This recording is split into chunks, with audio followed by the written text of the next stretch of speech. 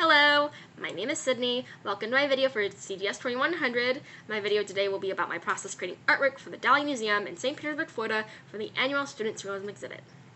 The Student Surrealism exhibit is held once a year at the beginning of the year, starting in January, when the theme is announced. This year's theme was the metamorphic moment, and I knew right away I wanted to make my piece about butterflies and a person's face morphing into a butterfly. I started by drawing thumbnail sketches, which are small drawings to help an artist come up with the compositions, color schemes, and so on. My first thumbnail experimented with a close-up of the person's face, and in the background you have someone else. Then I moved on to making the background a gradient, and then the third one was a bunch of lines creating texture. I talked to my teacher, and she suggested that I show the transformation, and so for my final thumbnail, I drew a person in the foreground, midground, and background, the beginning stage, the halfway stage, and the final stage of the transformation.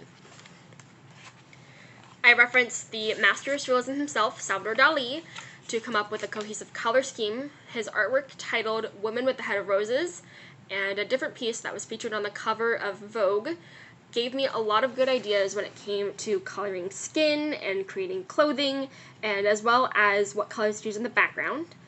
For the actual butterfly itself, I decided to use an actual species, a real-life species here on Earth, known as the mocking swallowtail, for the wings.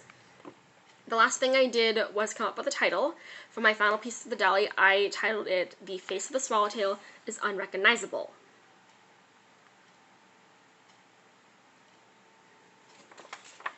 All final pieces of artwork were due on February 18th, and while my piece was not chosen to go on exhibit, I was selected as a runner-up for the online exhibit, which you can still view today by going to the Dali Museum website, and as well as viewing other exhibits as dating as far back as 2012.